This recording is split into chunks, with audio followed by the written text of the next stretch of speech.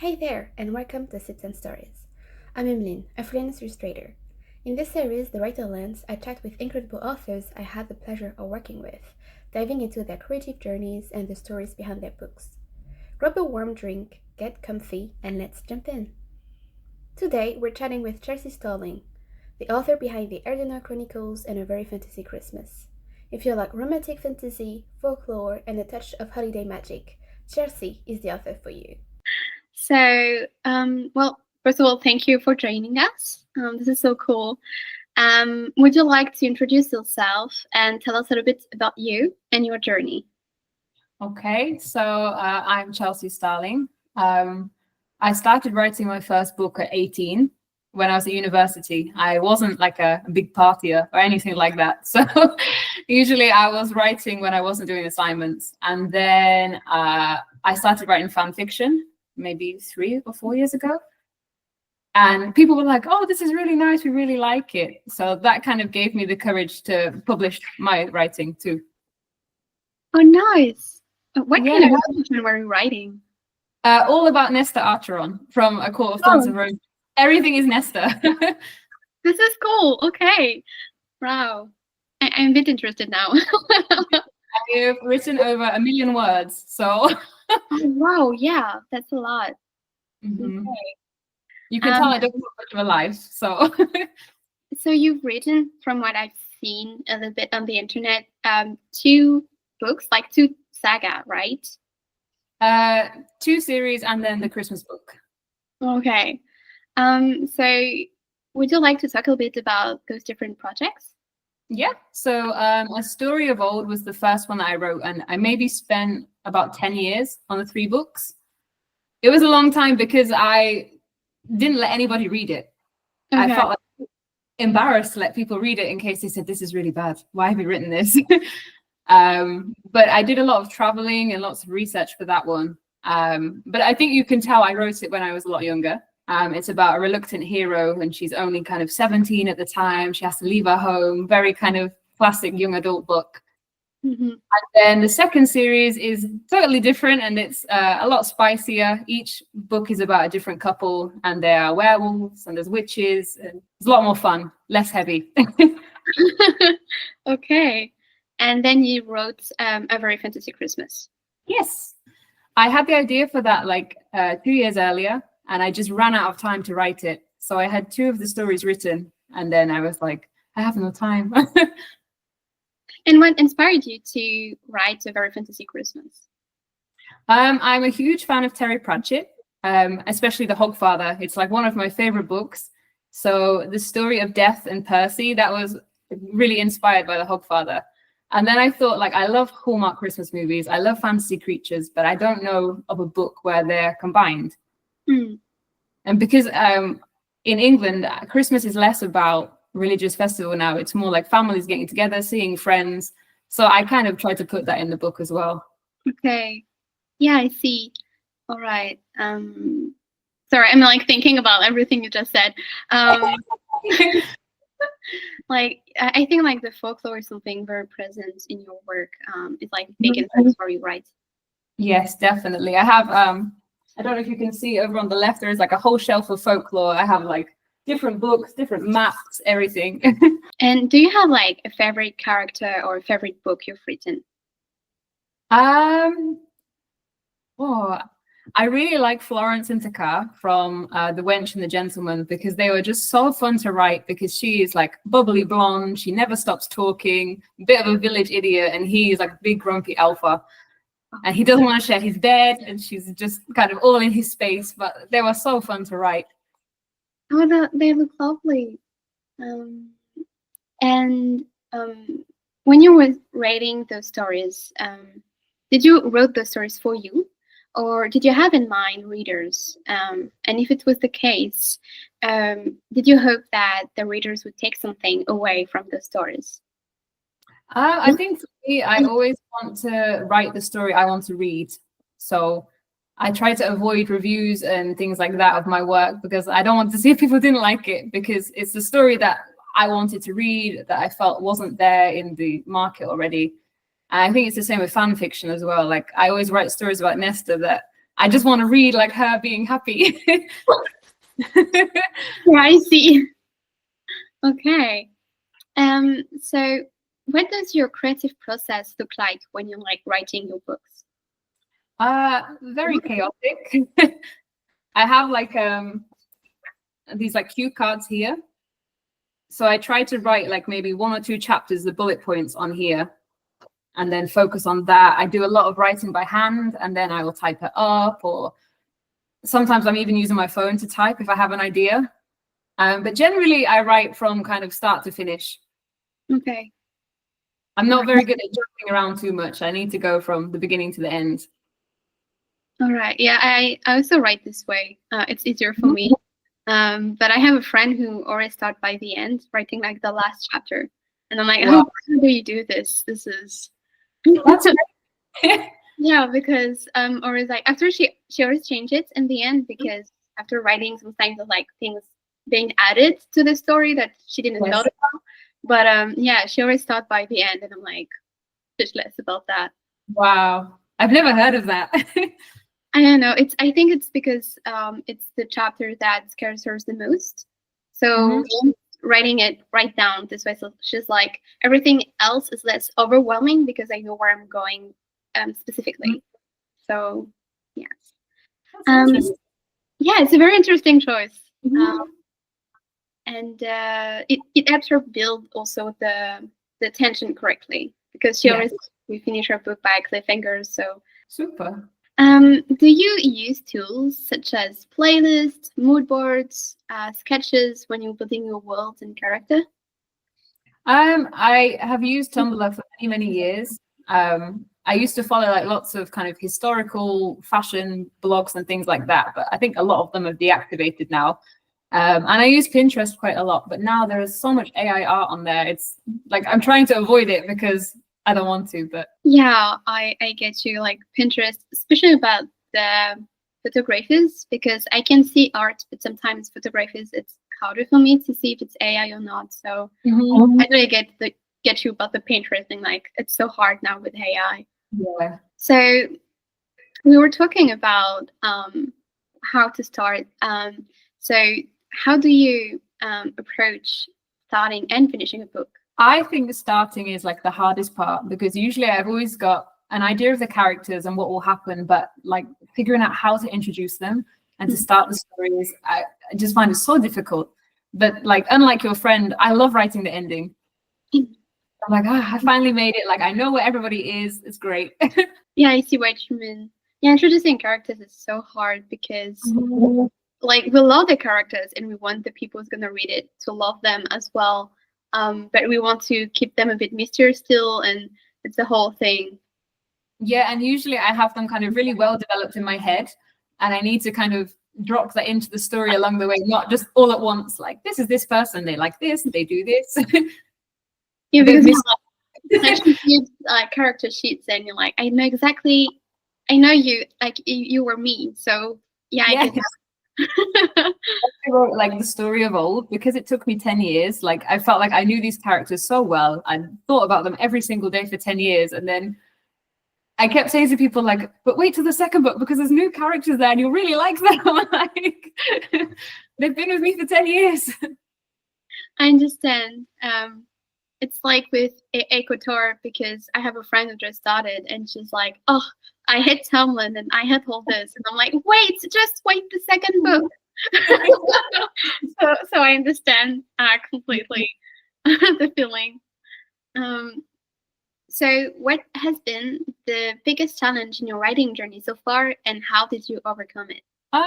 I think there's kind of two things. There's the emotional side of like, don't read reviews because there will be bad ones and that's natural. Like you can't expect everybody to like everything. But when you've spent so many months, even years on something, you think, like, no.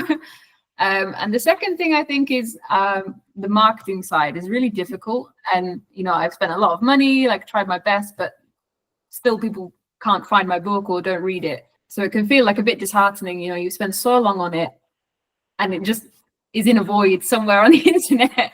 But yeah, so I think there is some like mental toughness there. Like, okay, I wrote this book for me. if not many people read it, like that's okay, because it's the book I wanted to write, the book I wanted to read.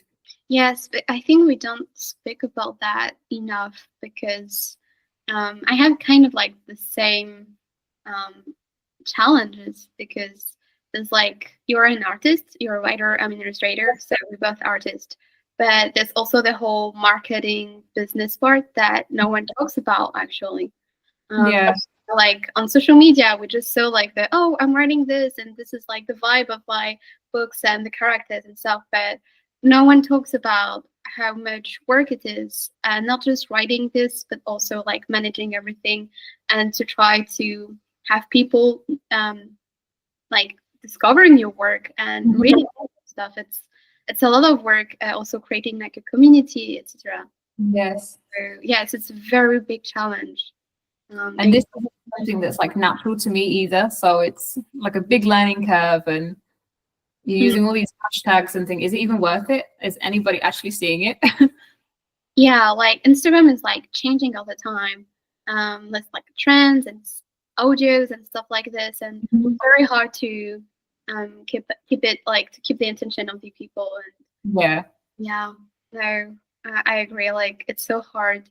This is why like there's like a lot of authors that rely a lot on newsletter too. To this way they're able like to keep the people and send them things, making sure that they gonna actually read it. But yeah, it's a very tough kind of like challenge actually that everyone has to go through. But you never know when people are gonna discover, because sometimes you just need one person who like know so many other people, and then they're gonna share. This is literally what happens to me. Like I have one person who I did a commission and they'll like it and they'll like share it with so many people that now I get with full time, and I was not expecting this. So you never know. Yeah. I mean, somebody rebloged your art of Lord of the Rings, and I saw it on Tumblr, and that's how I found you. I was like, I love Lord of the Rings. Like, this art's so nice. Yeah, thank you. All right, but because we're talking about business and all, so you're a self-published author, and what motivated you to choose this path, and not like going somewhere else, like with publishers, for example? I sent the story of Old off like a few times, and I either didn't hear back or I got rejected. So that was like some mental toughness as well. Like, okay, like it's really difficult to get published professionally because first of all, you need an agent who's going to like it, and then they need to sell it to publishers as well. And then with The Witch and the Monster, I just kind of gave up. I was like, no, okay, I know how to self-publish now. Like, there we go. I will just do it myself. You get higher royalties if you self-publish and more creative control. So I chose the artist, everything. Like, I interviewed another author. Also choose the self-publishing path because of the freedom also. Because sometimes they like change this or change that, or same things for the artist and stuff. And so, yeah, okay. Can you share some of the pros and cons of self-publishing? Yeah, so more creative control, because like I found the artist for the werewolf books and she was so brilliant, and just I said to her like, can you do this, change this, do this? And she was great. Like anything kind of I wished she would alter. And I think if you're traditionally published, you don't even have any kind of say in the cover whatsoever. And I think that's the big selling point of many books. Like I know we say don't judge a book by the cover, but everybody does. Yeah. You know, everyone looks at the cover and thinks, oh, okay, this one looks good. But I think like one of the difficult things, one of the cons is the cost, because you are kind of fronting all of that money yourself. Anything I earn, I tend to like put back into the books or into art and things like that, because if you get art made of it, then people see the art and think, oh, okay, maybe I'll read this book. So it's like one big cycle. Yeah, I get this. It's true, like because I'm starting to work with like many publishers. It's really cool because I have like the two pieces. It's depending on how big it is. I was actually surprised because, for example, when I was working with Hachette, the author was deeply involved into the art, was very present. When with other smaller publisher, it was not this way. So it was really interesting to see. But of course, self-publishing authors are the one who really can manage everything. So it's quite cool. What has been the most rewarding part of your journey as an indie author? I think like if I get a random message of somebody like, I really liked your book, and I've had no interaction with this person in my life, they just pop up on Instagram, and I think like, how have you found it and you like it? I just want to like talk to them, like, tell me what you like, tell me everything.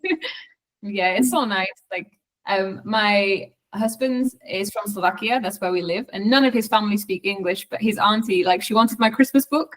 She can't read a word of English, but she was like, yeah, I want it on the shelf to show everybody. So that was also like so sweet. Oh, this is very sweet indeed. But I did say like there's some sex scenes in there, so don't read it. Please don't read it. Yeah, I get this. Because sometimes I put a bit of my art and my family is following, and sometimes I'm like, you were not supposed to see this. Okay.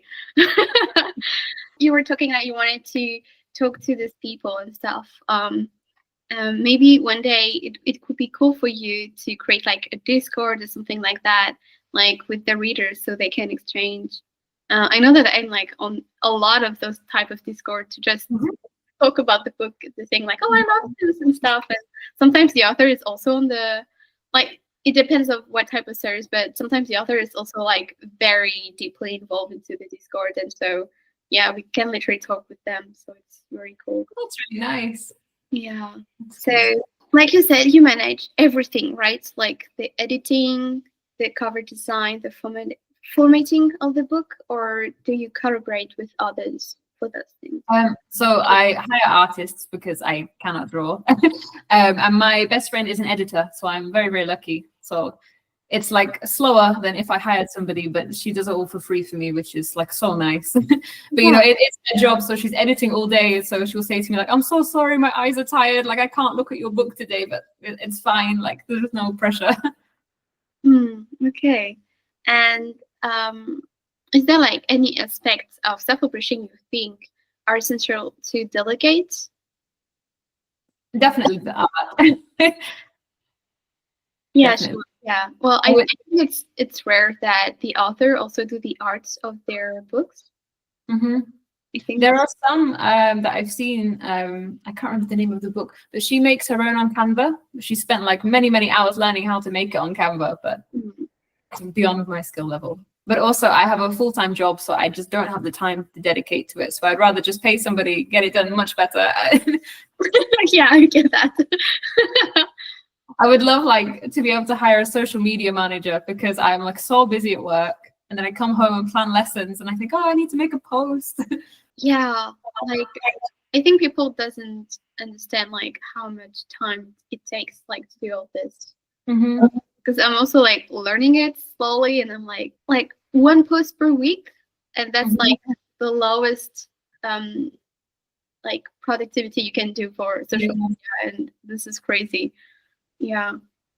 And I always think like this time I spend managing like Instagram and things like that, I could be writing 1,000 words in this time. Yeah, like you have to sacrifice like your time, especially like that you have like a full-time job on the side. So it's like a true side business that you're doing. And yeah. Definitely. But I mean, this morning I was teaching kindergarten, so I would much rather be a writer than kindergarten teaching. Yeah, I okay, yes. I'm not great with children, so I can't relate. So I asked some of my author friends who really wants to get into self-publishing one day. So for aspiring authors, what are 5 must-know tips to start the self-publishing journey? Get a tough skin, because there will be bad reviews. I think like maybe a few months ago, I was like reading the 1-star reviews and being a bit like, but it happens. It's okay. I don't know. Just remember why you are writing. If you're writing to make money, you probably won't make money if you're self-publishing. For me, I write just because it's my hobby and I love to do it. If other people like the book, then great. Some days you don't need to write. I think maybe a few years ago, I was like, okay, I need to write every day. I need to hit the goal. And then you just stress yourself out. And it becomes about like enjoying writing and more just hitting a target. So, you know, sometimes I just like to go for a walk, listen to music, and just like imagine.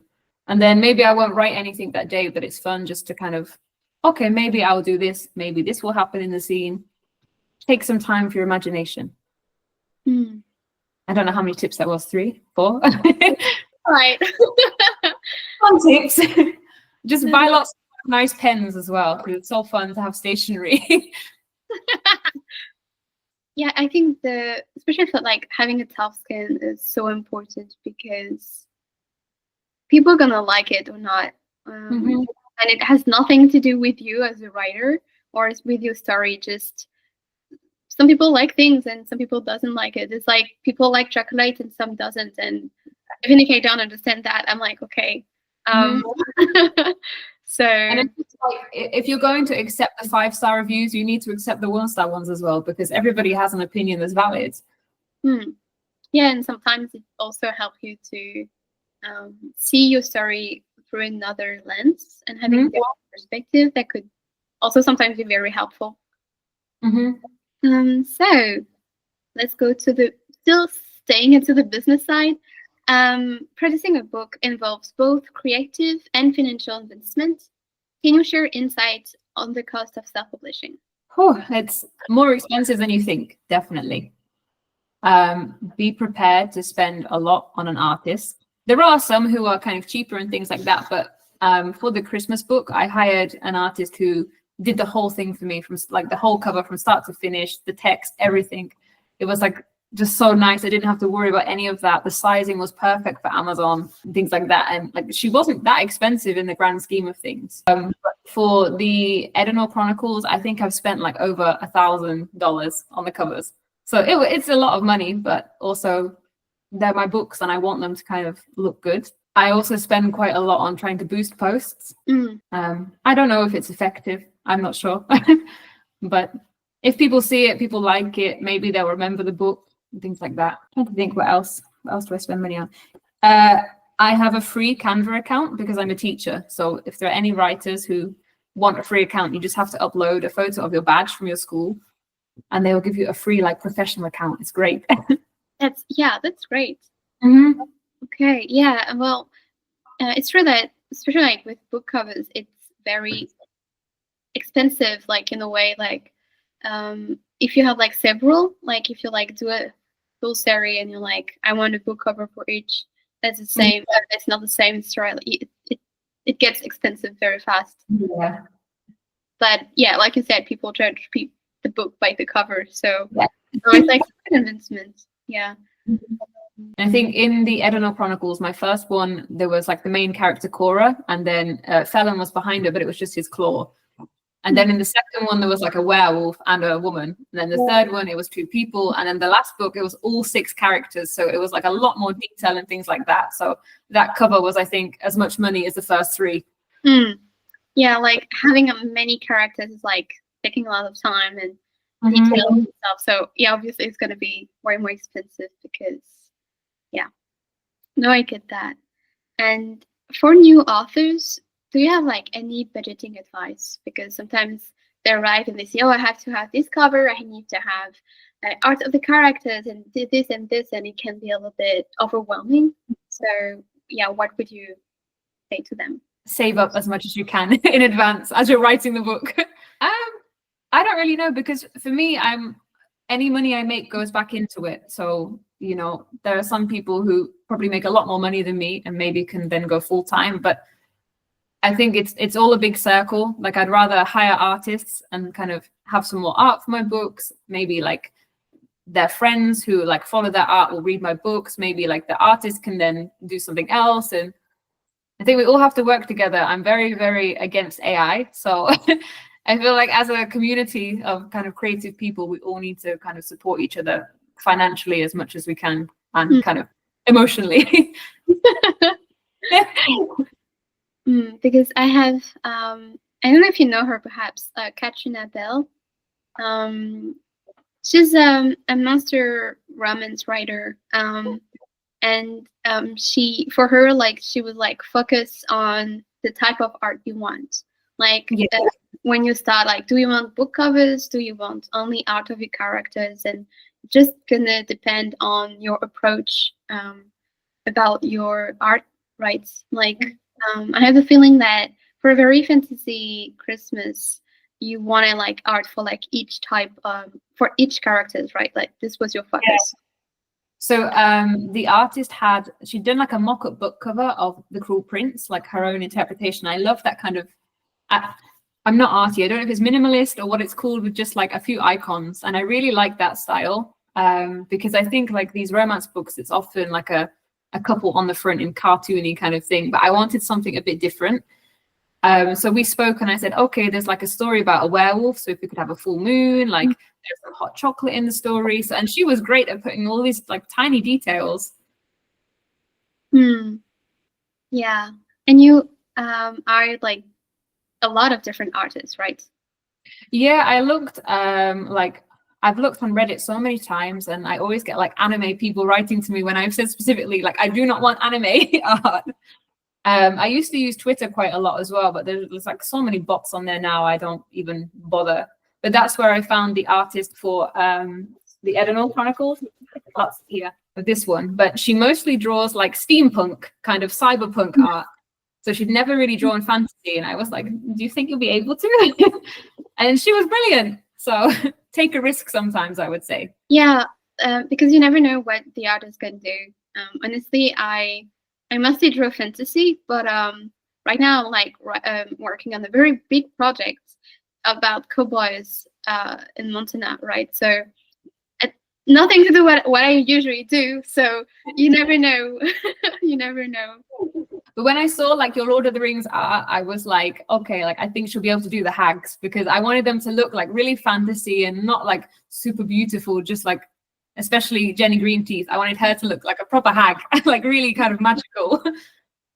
It was actually like a little bit of a challenge for me, because usually I do very smooth skin type of character still. And I was like, okay, this is like a very old lady and she needs to be like looking like that. So it was a bit of a challenge for me. Well, you were super. It was amazing. Thank you. When you sent me like the first sketches, I said to my husband, like, look at this. You were so lovely. It was very like saying like how enthusiastic you were. It was like really motivating me to keep drawing, because sometimes I'm working with clients that doesn't really care, or they're like, okay, you can pass, and this they're just like, it's good, and you're like, okay, and like you're less like, oh, I'm gonna do this, right? So yeah. So it's very motivating. I teach kids all day long. I have to be like enthusiastic for everything. Well, it works very well. I'm glad. So have you ever considered expanding your author brand with like special editions, book boxes, or perhaps like a newsletter? Like not necessarily now, perhaps it can be like later on as a project. Yeah, I would love like to have special edition version of it. I love like sprayed edges. I think they're so pretty, like so nice. But at the moment, like in April last year, we moved to Slovakia. So most of my readers are in America. So I think it would like bankrupt me if I had this special edition box right now. I mean, yeah, it would be nice in the future. And like I have thought about maybe a newsletter or a Patreon and things like that. But it's mostly just finding the time. Because like I don't know with you with your new Patreon, like, you know, you need to constantly have content for it to make it worth people paying for it. And I'm like, but I could spend that time writing. I need to like cook dinner, clean my house, like teach. Yeah. I get that. It's hard to sacrifice. But I think if I had a newsletter, maybe I'd have more readers. And yeah. Well, Katrina still, she just started her Patreon, and what she does is she posts like chapters of what she just written, or like bonus chapters or things like this that she's just gonna put there, and she's sharing art like events, like early access to the art that she commissioned already. So in the end, it's not so much creating content because you're writing, right? So you can put your things out there, and same thing for the art because it's been commissioned, and you just can put it there.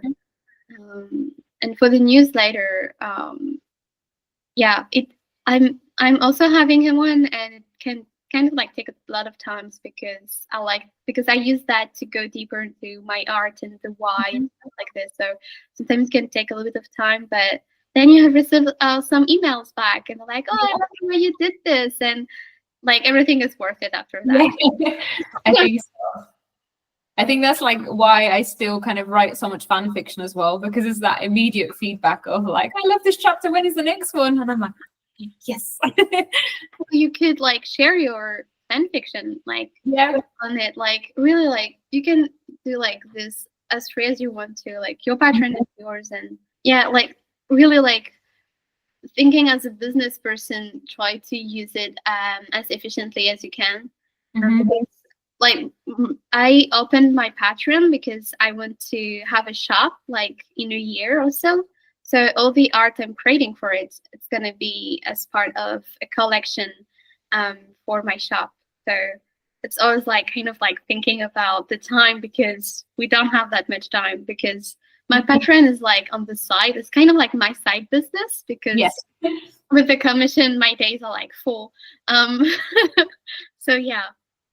And I was also thinking, because with your special edition or having a shop, because I know like there's a lot of people who does it from home, like they're sending themselves the thing. But there's also things such as Shopify, or they're the ones who print and send things, so it's less expensive in the end for you. Yeah. What was it? Shopify? Yeah, I can send you things afterwards if you want to, because I want to do this shop, and I was like, I have people from all over the world following me, and I was like, I can't send things like to Japan, right? Like this is expensive. So I was searching through this thing. So there's always like way to try to I can't really have a full conversation at the post office either here, so it would be like a disaster. Oh yeah, okay. All right. So now we're going more to the creative collaboration part. As a self-published author, you collaborate with several artists, including for your book covers. How do you choose your collaborators? I do a lot of like shopping around, which again takes a lot of time, but I think it's worth it. So I'm in my general life, I'm very, very patient. But when it comes to like my writing, I'm so impatient. So I always go and search on Instagram, commissions open. And I need to like find somebody who is ready to take commissions there and then. I'm like so impatient when it comes to that. But yeah, before Twitter was just an unholy place, that was like a really great place to find artists, because lots of like the artists I followed would share other people's art and things like that. But now if you type the word commission, like I'm looking for an artist whose commissions are open, you are just flooded with bots, and it's so hard to find a genuine artist there. It's the same on Reddit as well. Like I posted once I wanted to find like a book cover artist, and I don't even know how many messages I had, like hundreds and hundreds, because I put the budget as like 500 pounds, and I explicitly put like, please no anime art, and it was like trawling through all of these portfolios of anime art. I'm like, you didn't even like listen to my post, so why should I hire you? I think usually the good thing is to like write the type of story you want, because I know like I see also a lot of this post like authors being like, hey, I'm searching for someone, and I'm like, okay, but what do you write? What do you want? Like it's very hard, because sometimes I'm like, I can see myself doing this or doing that, but sometimes it's a bit hard, because, or sometimes it's also like topics that doesn't interest me at all. Like there was like, I'm not so much into dark romance at all, and there was like a lady who asked me if I could do a commission for her, and it was a very smutty illustration she wanted, and she was like, I can put the price and all, but I was like, I am not comfortable with what you're asking me to do. So it's always great like to say, and not necessarily put the budget, I think, because I think that people kind of like, oh, there's money and they're going it, especially like trolls and things like that. So I would wait to actually start to talk with the person. Yeah.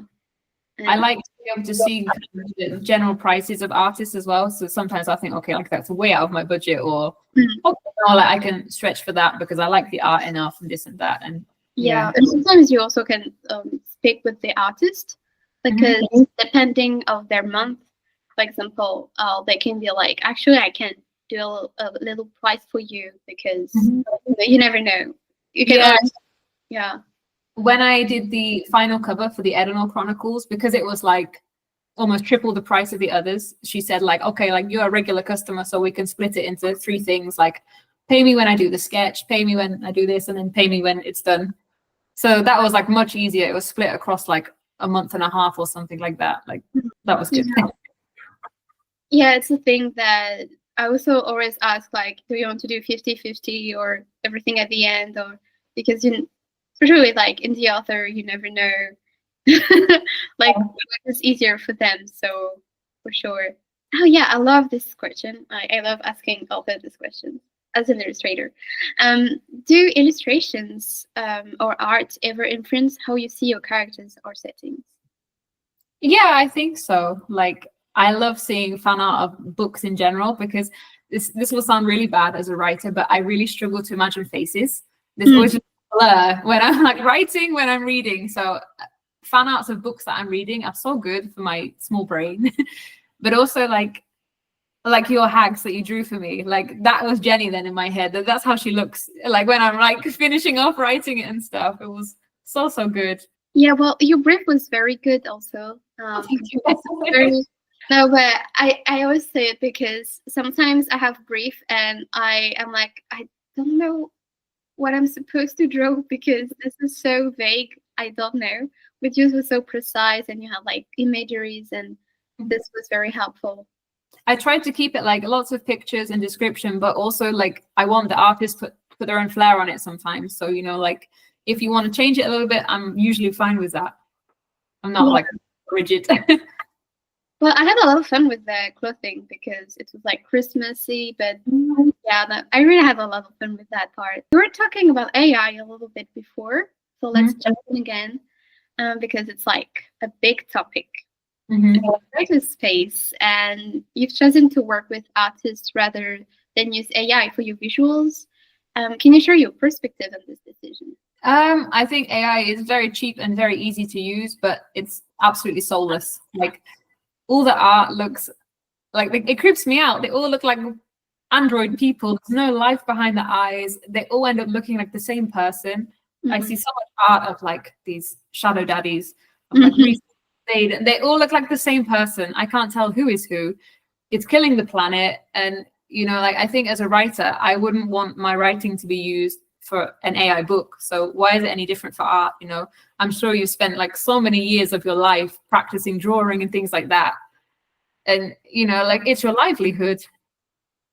If people don't hire you, then, you know, you have to go and get another job and things like that. But, oh, I can just put this prompt in the computer and it does it for free. But it's not free. It's stealing from so many people. Yeah. No, I agree.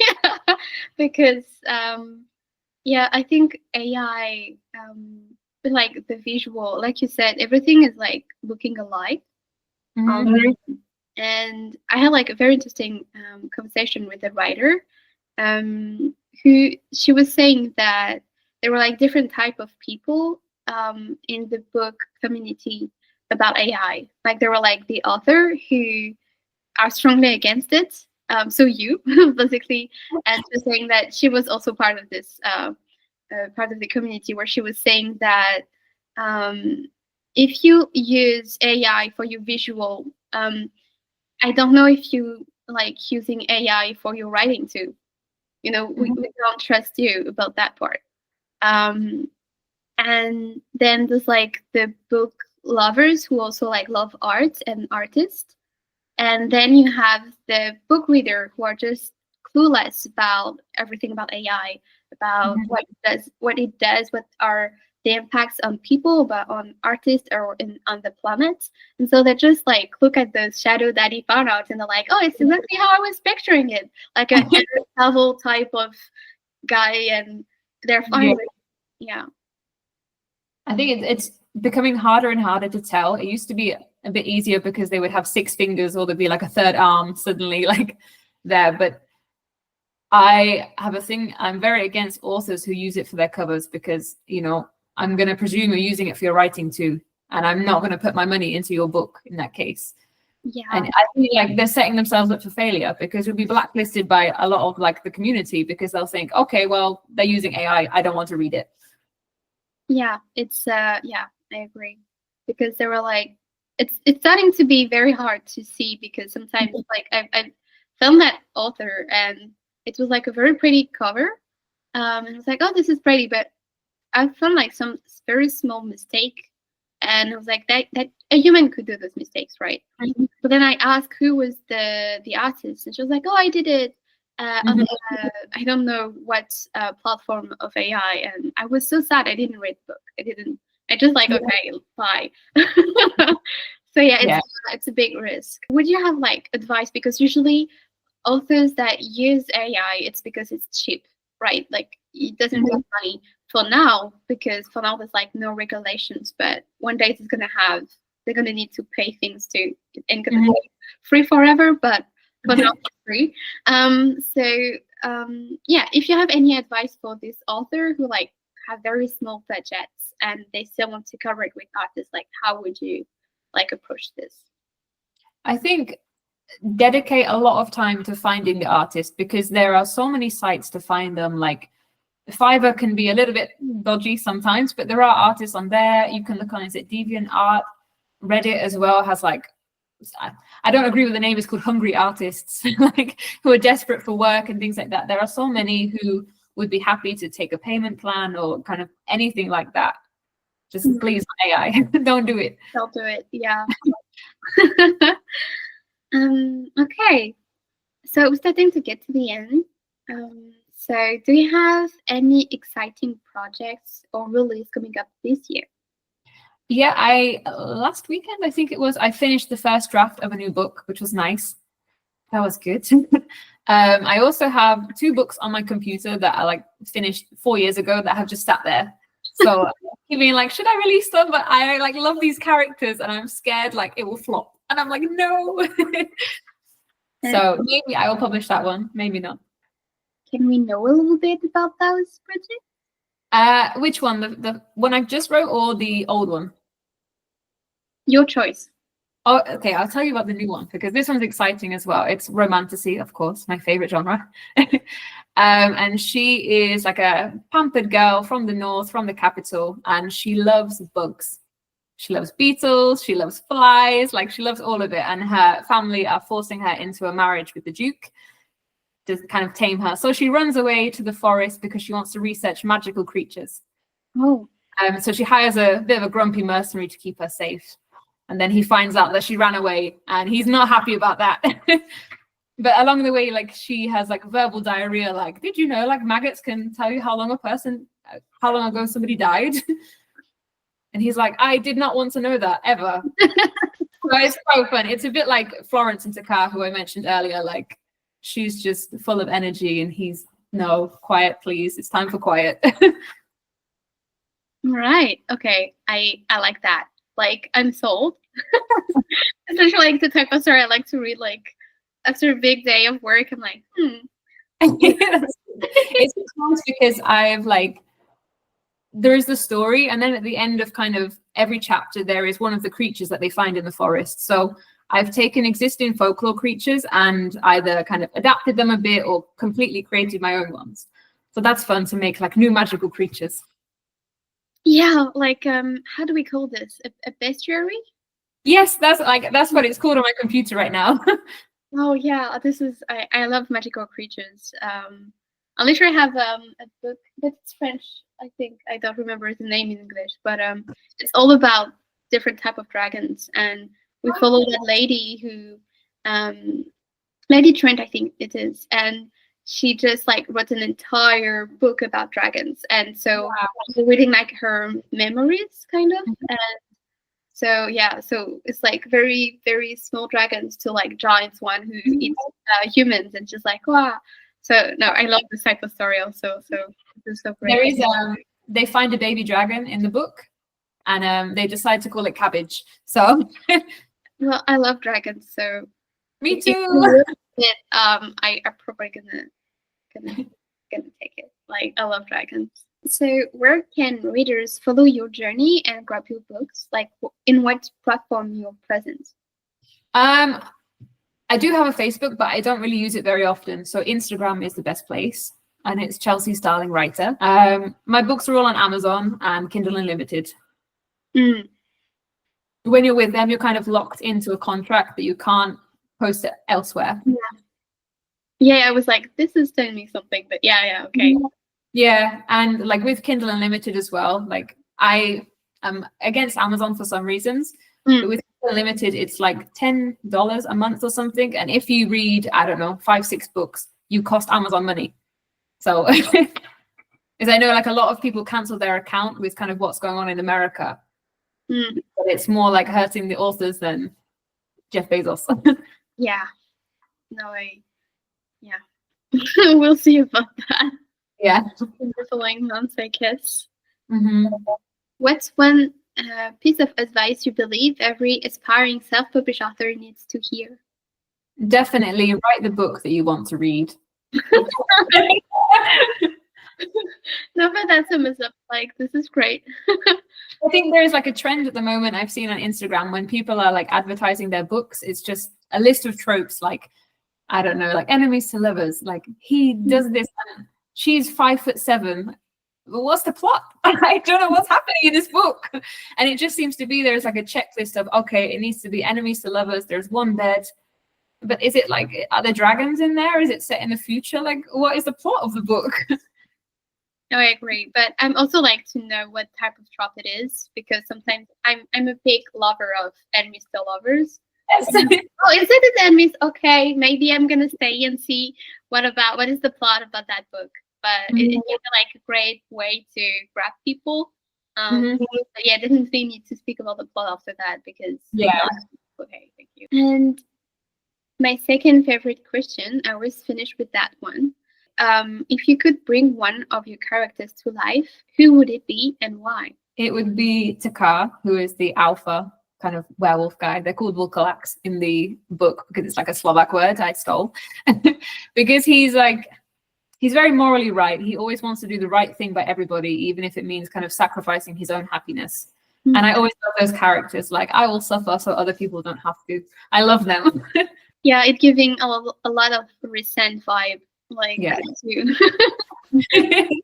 It was just like a really fun character to write as well, because we hear about him in the first book because he is the brother of Felon, who is like the dysfunctional member of the family. Okay. He's like, my big brother will hate me for this, like I don't care, whatever. And then you hear him in the second book because you meet like a different alpha from the north, and he's saying like, Takar is so great, he like unified the South, and he really looks at him with like rose-colored tinted glasses. And then you meet him in the third book and he's like, he loves his bed, he won't share his bed with his like forced wife, and he's like, no, get out, sleep on the floor, this is my bed. So it was fun to like write how he really was. Oh yeah, like a lot of foreshadowing about someone and then you meet him. Yeah. All right, so that was all the question I wanted to ask you. Do you want like to speak about something else, or is there anything you want to add? Reading at the moment. I'm rereading Fourth Wing because I just finished Onyx Storm, and I like I'm reading because I didn't reread before reading Onyx Storm, and now I like to reread having like the new knowledge in mind and trying to find little pieces of like maybe for the fourth book and the others, and so I'm rereading this. Very good. And you? I got a Kindle over Christmas, so I've been having a lot of fun with that, and I'm about to start a new Ruby Dixon book called Bound the Battle God, I think. I love it. Sorry? I didn't heard about it. What it is about? I think it's like a historical kind of fantasy, but I think it's set in space. All of her books are in space. I don't know if you've heard of Ice Planet Barbarians. That tell me something. They are these big blue alien books. Oh, okay. I've read like, I don't know, 50 books by her. Everything is like so easy to read and so fun. There's always a happy ending and it's nice. My husband's away for 2 months and I'm like home alone, so I'm just ripping through books as quickly as possible. Yeah, it's like comfort type. Yeah, my comfort series, it's Kate Daniels from Evan Andrews. Okay, I haven't heard of it. It's so good. It's so good. Like it's urban fantasy with shapeshifters also. Oh, okay. But each book is like always with the same characters, but each book is kind of like one adventure. It's a little bit of a slow burn. I think it took like 4 or 5 books to get there, but I strongly recommend it. It's a lot about mythology, folklores also, but it's set like in urban fantasy setting. So actually, like it's like more like a post-apocalyptic world because there's like waves of magic and waves of technology. So it's really great. Like it's very interesting. I strongly recommend it. And if you can get like some special edition, it's super pretty. And yeah, and it's not like it's shifters. It's not like werewolves. It's like, well, there are werewolves, but like there's like a lot of different type of shifters. So the main lead in a way, he's a lion. Okay. That's really cool. And the girl is very badass and just like kind of like a knight thing. I love slow burn, so that sounds good. I mean, yeah, slow burn are the best. And it's very comfy also. So it's a good read. That's nice. Thank you for joining. Thank you. It's super cool. Very sweet.